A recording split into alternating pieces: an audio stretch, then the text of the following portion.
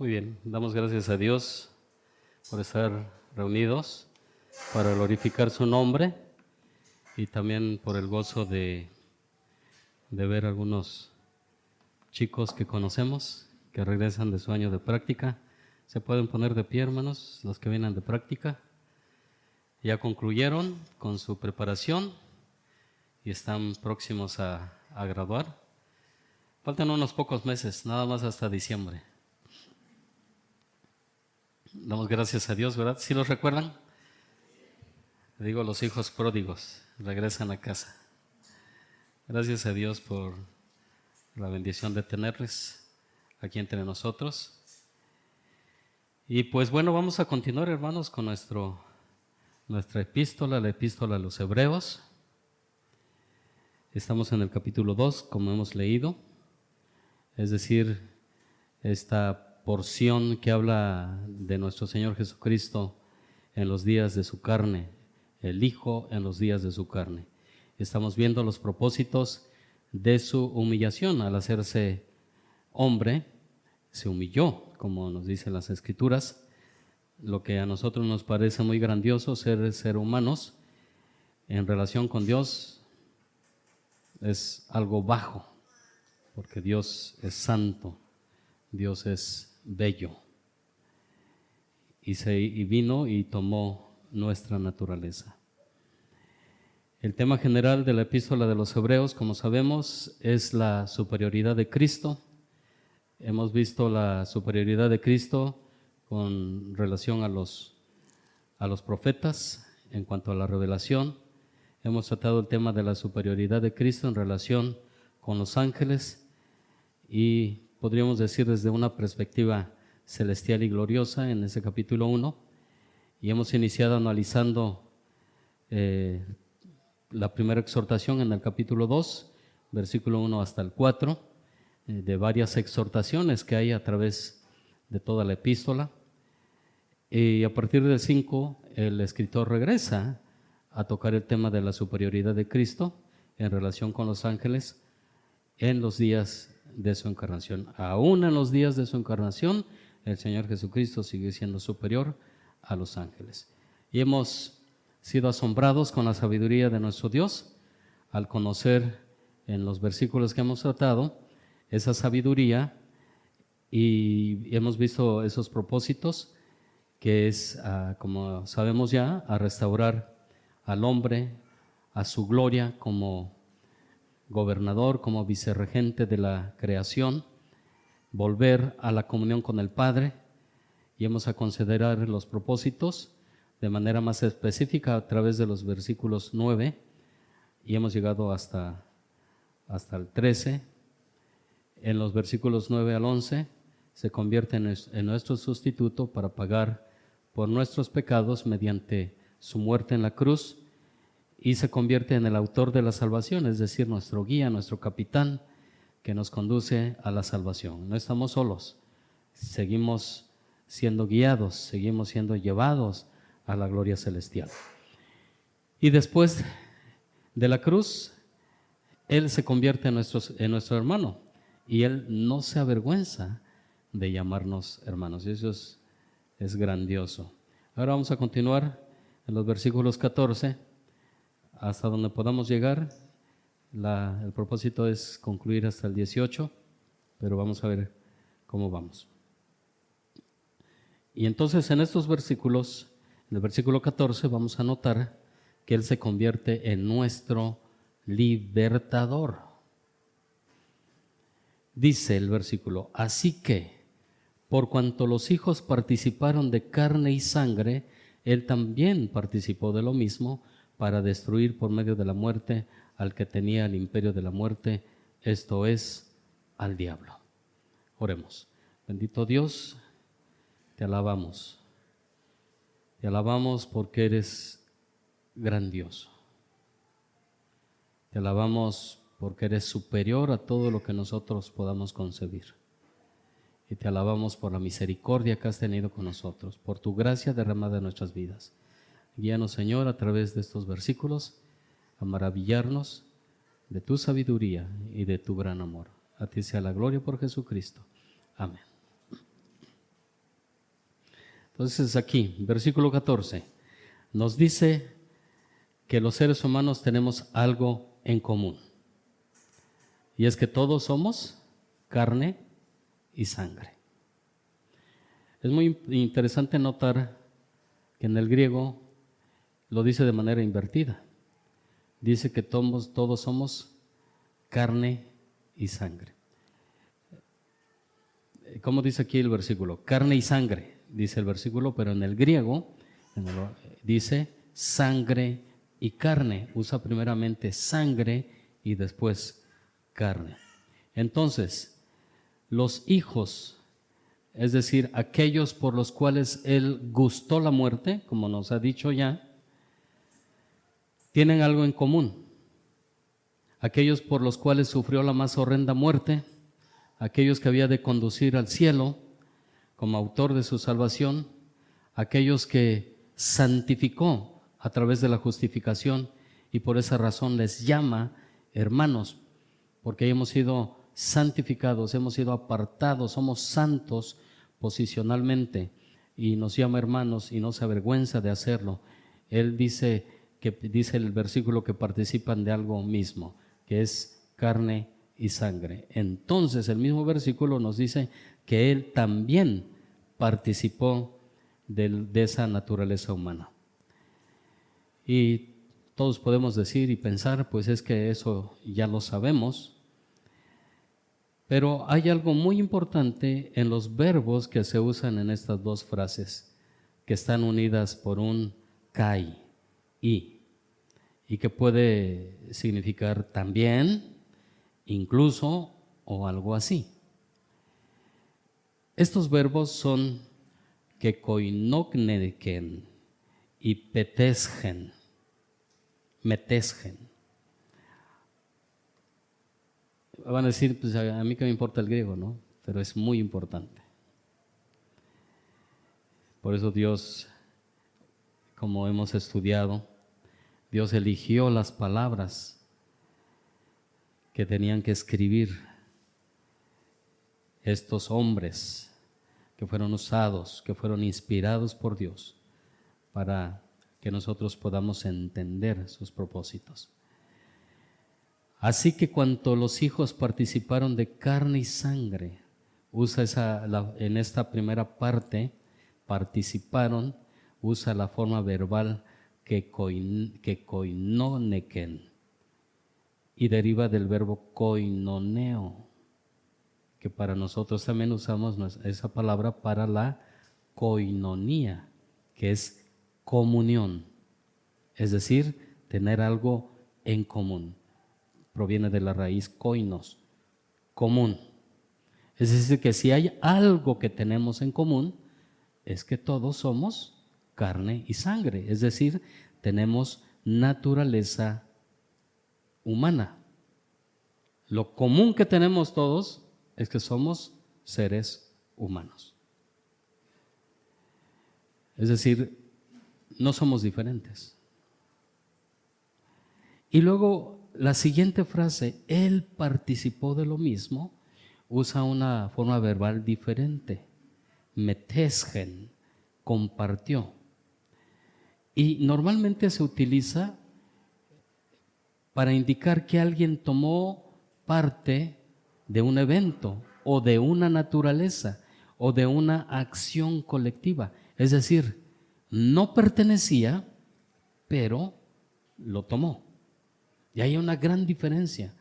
Y eso es muy importante porque recordemos que alrededor de la escritura, de la palabra de Dios y también de la fe de los primeros creyentes, hubo mucha oposición y muchas falsas herejías que se introdujeron a la iglesia.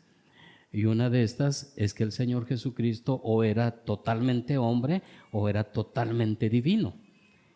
Entonces las palabras que Dios eligió para expresar su verdad son muy importantes analizarlas. Cristo, nosotros por naturaleza participamos de algo y Cristo participó de algo que no le pertenecía por naturaleza. Por naturaleza nosotros somos carne y sangre, Cristo no lo era. pero Él por amor asumió voluntariamente algo que no era propio de su naturaleza. Añadió a su naturaleza nuestra naturaleza, como la misma palabra de Dios lo expresa en diferentes lugares. Podemos ir a Juan capítulo 1, versículo 14, y dice, y aquel verbo, porque empieza hablando de la eternidad, en el versículo 1, en el principio era el verbo, y el verbo era con Dios, y el verbo era Dios. Esa era su naturaleza, y sigue siendo Dios, totalmente divino. Pero en el 14 nos dice, y aquel verbo fue hecho carne y habitó entre nosotros y vimos su gloria, gloria como del unigénito del Padre, lleno de gracia y de verdad. Y vayamos a Filipenses. En Filipenses, en el capítulo 2 y versículo 7. Sino que se despojó a sí mismo, tomando forma de siervo, hecho semejante a los hombres. Y en Hebreos 10,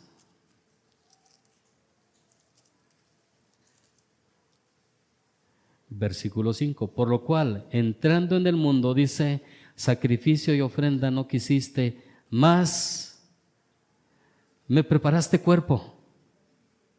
Es un versículo hermoso.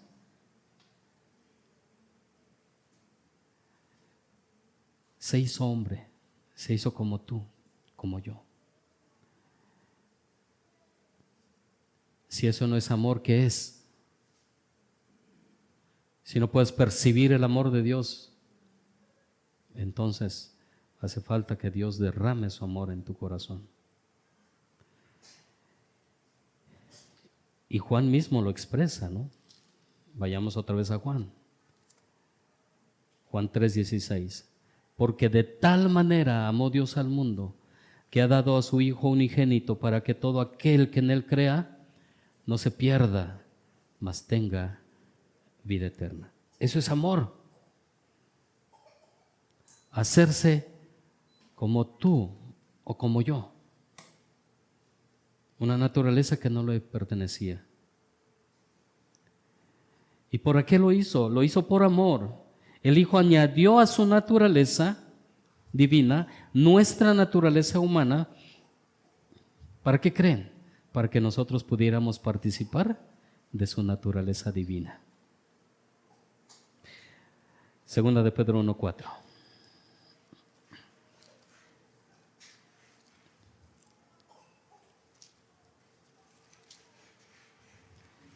¿Qué nos dice? Voy a leer desde el 3. Como todas las cosas que pertenecen a la vida y a la piedad, nos han sido dadas por su divino poder, mediante el conocimiento de aquel que nos llamó para su gloria y excelencia, por medio de la cual nos ha dado preciosas y grandísimas promesas, para que por ellas llegases a seis participantes de la naturaleza divina, habiendo huido de la corrupción que hay en el mundo a causa de la concupiscencia. ¡Qué amor! Dios se hace hombre para que podamos participar de su naturaleza divina. El Rey se baja de su trono y viene y habita entre lo común por amor. Y en el versículo 11 del capítulo 2 de Hebreos, que hemos ya visto, dice que somos familia de Cristo. Porque el que santifica y los que somos santificados de uno somos todos, por lo cual no se avergüenza de llamarnos hermanos. Él no se avergüenza. Seguidamente nos dice el propósito, versículo 15. Y librar a todos los que por el temor de la muerte estaban durante toda la vida sujetos a servidumbre.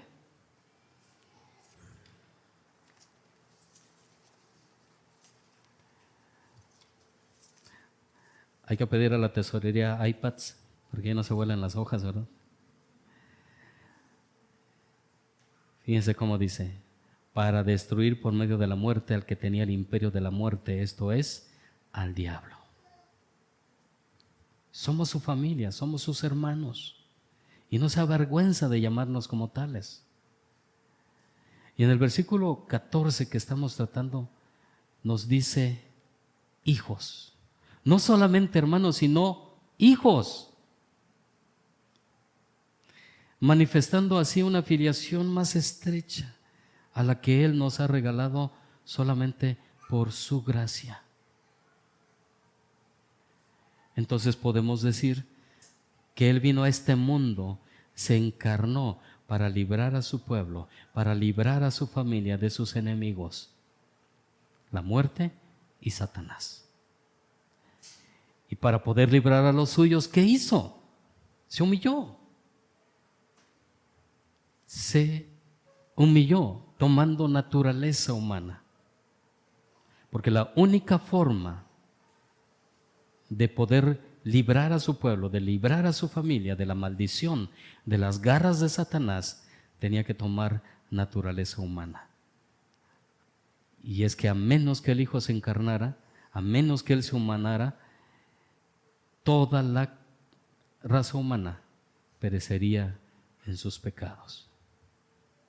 Es una raza condenada. Todos nosotros. Entonces podríamos preguntar, ¿pero cómo nos libró al encarnarse? Es que siendo hijo de Dios y teniendo naturaleza divina, en esa naturaleza no hubiera podido liberar a los que estaban bajo el dominio de la muerte y Satanás. Para lograrlo compartió nuestra naturaleza de carne y sangre. Pero no solamente participó de nuestra carne y sangre, sino participó de toda nuestra naturaleza, participó de todas nuestras debilidades, enfermedades, deseos, necesidades, tentaciones. Vayamos al 4:15 nos dice esto.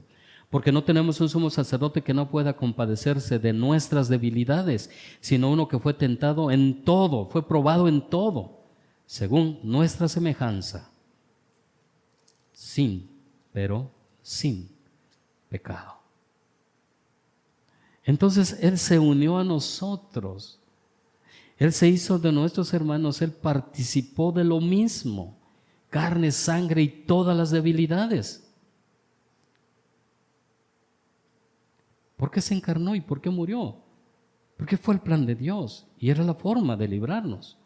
El plan de Dios fue que Jesucristo naciese de una virgen, que viviese piadosamente y muriera en manos de malvados, que fuese sepultado, pero que después resucitase al tercer día de entre los muertos. Y eso es lo que nos narra Hechos capítulo 2, de versículos 23 y 24.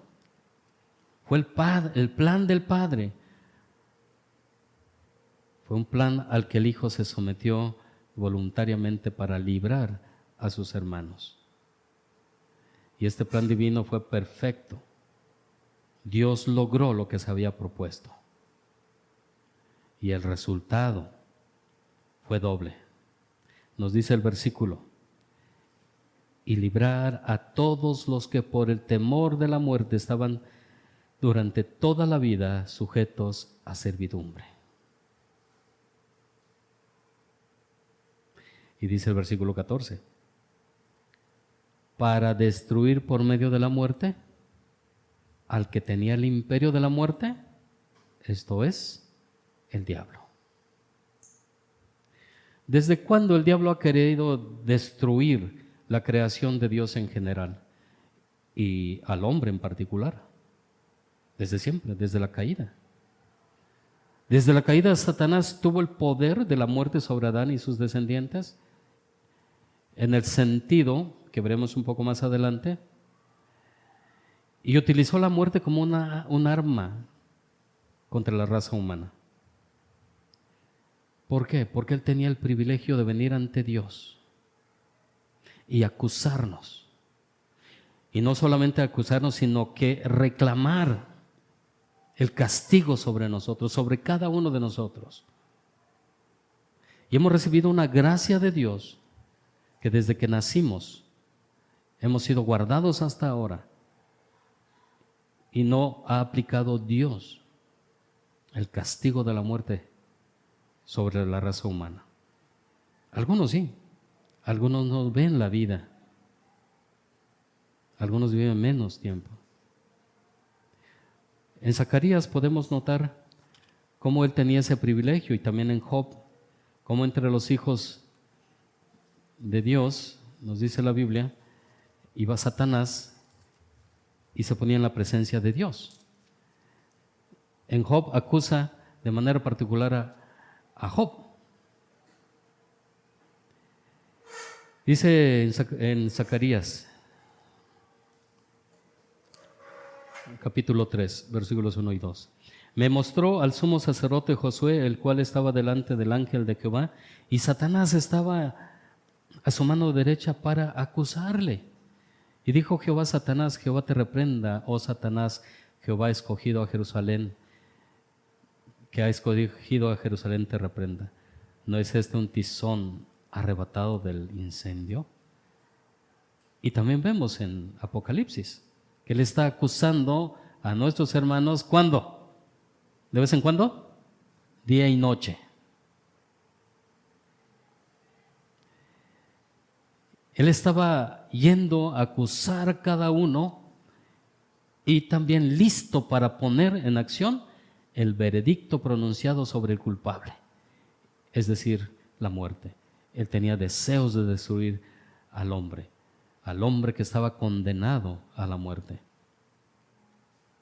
Nos dice la Biblia en Juan 8:44 que él ha sido homicida desde el principio. Deseaba la muerte del hombre en el sentido más pleno de la palabra.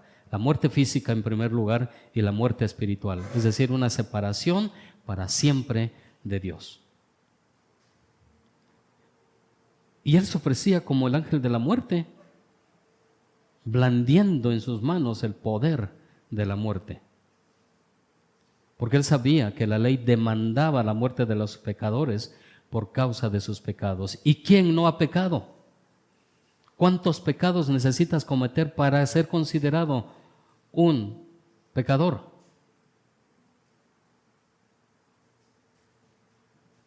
Ni uno. Ni uno. Porque por naturaleza eres pecador. Antes de que tú puedas cometer un pecado, ya eres pecador.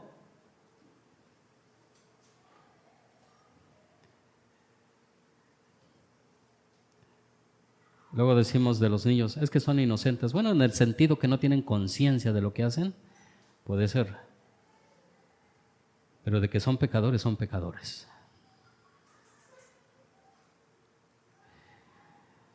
Y lo más seguro que podíamos tener en la vida, y es lo que debemos entender todos, es la muerte. Y parece que soy pesimista, ¿verdad? Desde que nacemos, empezamos a morir. Y damos gloria a Dios porque no sabemos el día de nuestra muerte. No sabemos cuántos días hemos de vivir. Si nadie estaríamos contando. Si ahorita nos estresa cualquier cosa, si a alguien no le dan like a su publicación, ya se estresó. Imagínense, supiéramos cuándo moriríamos. Nos volvemos locos. Y Satanás sabía que si los hombres continuaban en su pecado, morirían en sus pecados. Entonces la estrategia satánica era mantener a los hombres cautivos hasta el día de su muerte. ¿Cuántos anhelan morir? Bajen la mano, por favor. Nadie.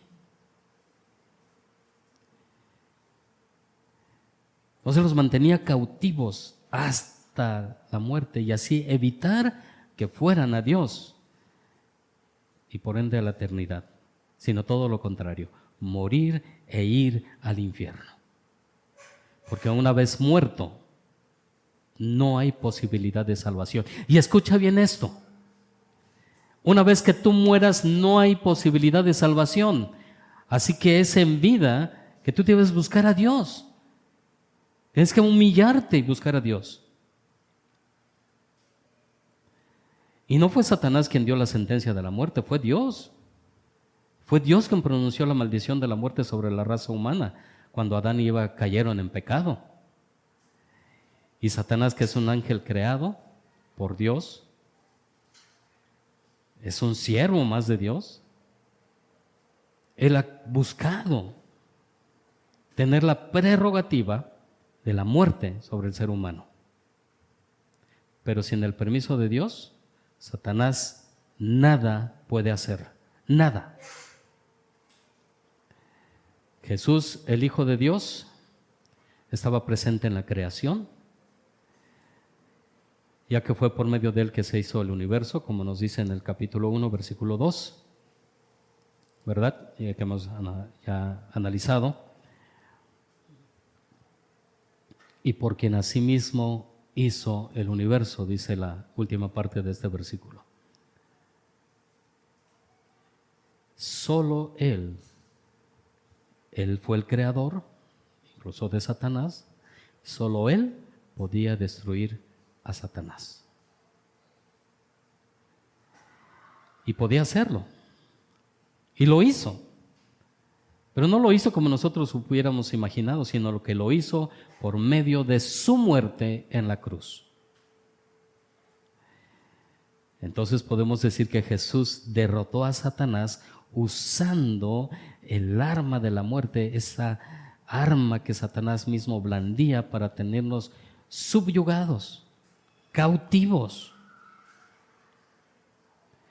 Jesús pagó el precio de nuestros pecados. Fíjense cómo le quitó ese poder a Satanás, porque el pecado, es por el pecado que viene la muerte. El pecado es el aguijón de la muerte. Y entonces le quita ese aguijón, porque ahí pesaba contra nosotros todos nuestros pecados, y Cristo vino y murió en la cruz pagando el castigo de nuestros pecados y nos dando su vida, y nos libró entonces de la maldición de la muerte. Viene a mi mente un escorpión, ¿cómo le llamas? Un alacrán. Allá en Yucatán hay un montón. ¿Alguien se atreve a jugar con un alacrán? No, ¿verdad? Pero ¿qué tal si le quitamos el aguijón? Ya es diferente, ¿verdad? Hay algunos que ni aún así se atreven. Pues es una buena ilustración para nosotros los creyentes. Ya no tiene el aguijón contra nosotros, pero aún así seguimos temblando ante la verdad de la muerte, ¿o no? Y se nos invita constantemente a dejar de lado ese temor. Cristo le arrebató esa arma que utilizaba para causar temor y para perder al hombre. Jesucristo, al morir, venció a la muerte. ¿Con qué lo venció? Con la vida. Él resucitó. Tuvo que pasar por esa experiencia y venció a la muerte resucitando. Y así pudo destruirlo. Ahora podríamos pensar, pues es que todos los hombres mueren, aún los creyentes. Entonces parecería que Satanás todavía gobierna soberanamente. Sin embargo, la maldición de Dios ya no pesa sobre la familia de Dios. Porque para la familia de Dios, aquí lo dice, Él murió por ellos, Él quitó esa maldición de sobre nuestras cabezas. Entonces sobre nosotros ya no pesa esa maldición. Aquellos que son parte del pueblo de Dios ya no le temen más a la muerte, o ya no le debemos temer a la muerte, porque estamos libres de la esclavitud de la muerte. Y es lo que expresa el apóstol Pablo en Romanos, en el capítulo 8, vayamos allá. En el capítulo 8, versículos 39, 38 y 39, que nos dice: por lo cual estoy seguro, Y para que nos gusta el versículo 37, antes en todas estas cosas somos más que vencedores por medio de aquel que nos amó. Por lo cual estoy seguro de que ni la muerte, ni la vida, ni los ángeles, ni principados, ni potestades, ni lo presente, ni lo porvenir, y ya dijo la muerte, ni lo alto, ni lo profundo, ni ninguna cosa creada nos podrá separar del amor de Dios que es en Cristo Jesús, Señor nuestro. ¿Debemos seguir temiendo la muerte? Ahora sabemos que nada nos podrá separar. Y en contraposición a esto, todos aquellos que no conocen a Jesús como Señor y Salvador, enfrentan la muerte eterna. El día que tú mueras, enfrentas la muerte eterna y por consiguiente vas a permanecer eternamente sometido a la esclavitud. Eres esclavo aquí y serás esclavo después de la muerte. Porque solamente Jesucristo libra al hombre de esa esclavitud. Desde la muerte de Jesús en la cruz del Calvario, ya la muerte ha perdido su poder y su efecto en los hijos de Dios. Al pasar por esos portales de la muerte, el cristiano entra no al infierno, sino al cielo. A menos que haya incertidumbre en ti desde ahora, que haya dudas acerca de que si eres o no salvo. Entonces el pavor es real y es cierto.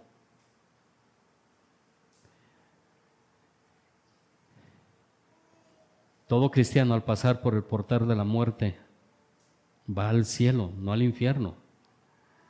Y aquellos que tienen seguridad pueden ir a la muerte con toda la esperanza. Y puesto que el cuerpo humano de Jesús fue resucitado, también el cuerpo del creyente será resucitado de la tumba en el último día. Los creyentes conocen estas palabras de su Señor en Apocalipsis 1:18, que dice: y el que vivo y estuve muerto, mas he aquí que vivo por los siglos de los siglos. Amén. Y tengo las llaves de la muerte y del Hades. Y entonces puede él decir: porque yo vivo, vosotros también viviréis. El camino a la vida eterna es la resurrección. Pero el camino a la resurrección, nuestra resurrección, debe ser la muerte. Tenemos que morir para poder vivir. Y todos queremos el cielo, ¿verdad? ¿Y cuántos quieren morir?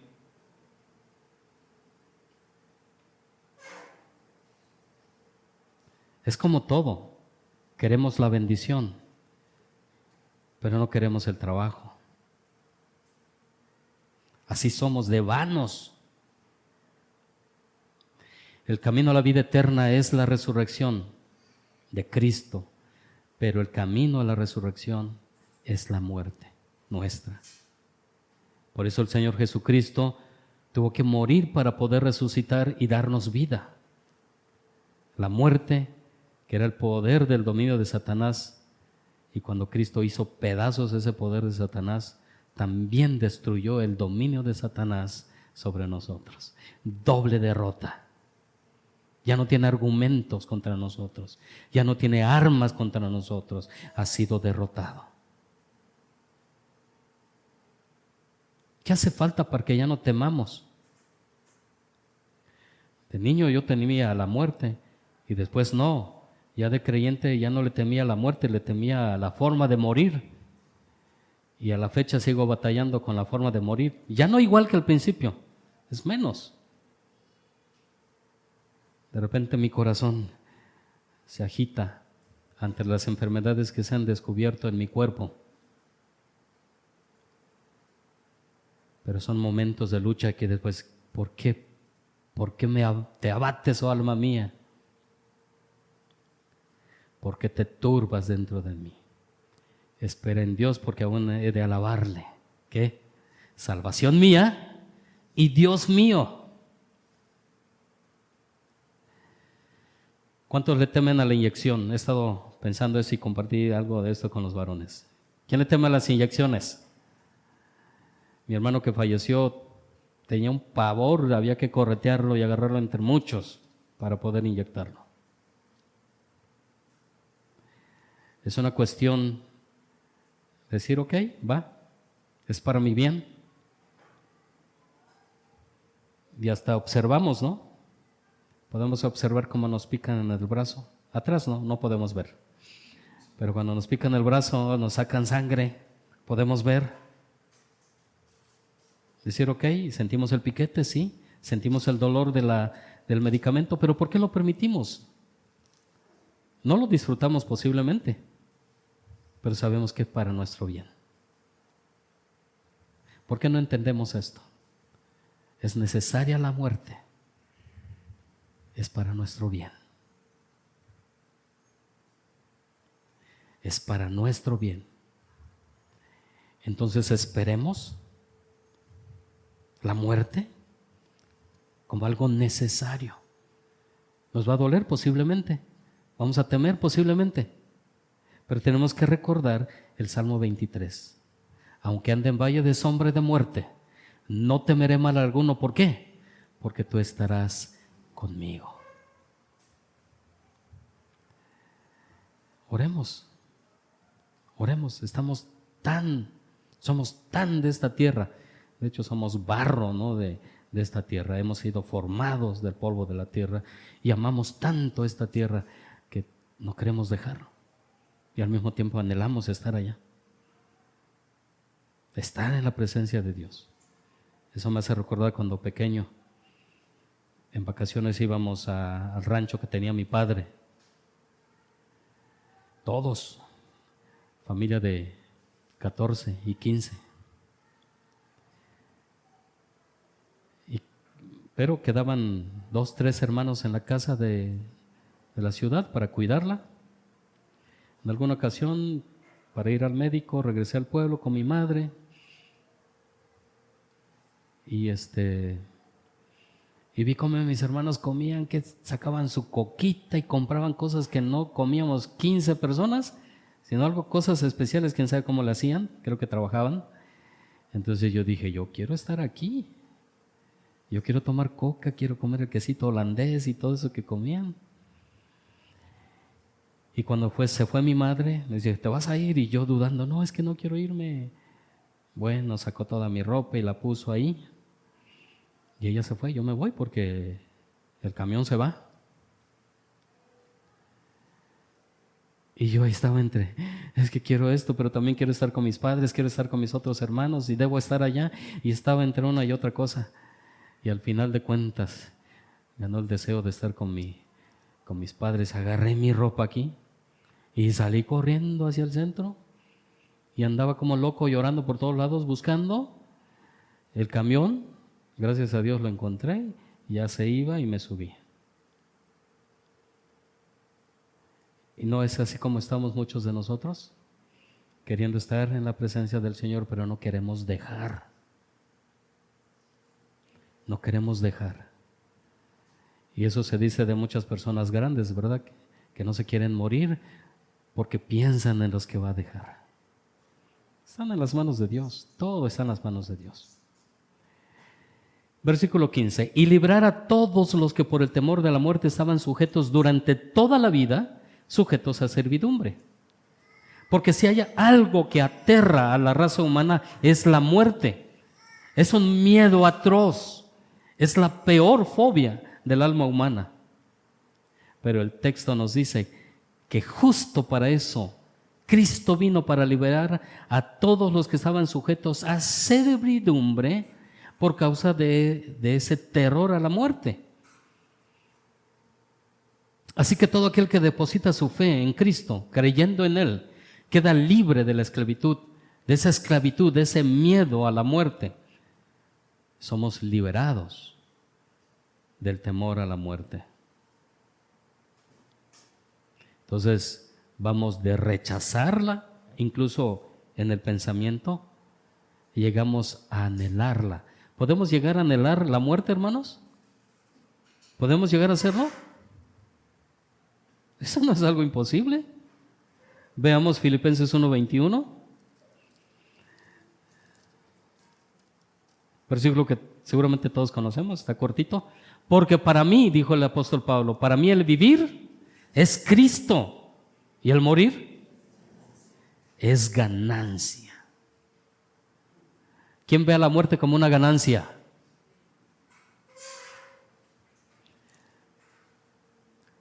Somos tan de este mundo que no queremos y no vemos que la muerte es una ganancia para nosotros. Morir es vivir realmente. Y por otro lado, somos muy egoístas porque no queremos que los nuestros mueran. ¿O no? No queremos que mamá muera, que papá muera, que los hermanos mueran, que la abuelita, que el esposo, que la esposa. No debemos acudir al dueño de las vidas y rendirnos a Él y decirle, Señor, si es creyente, es tuyo, es tuya. Y tú lo llevarás cuando así te plazca, así como tú has determinado ya. Como nos dice Job, que Dios ha puesto límites al hombre y nadie puede traspasar esos límites. La muerte llegará en el momento que el Señor ya lo ha dispuesto y en la forma que también ha planeado.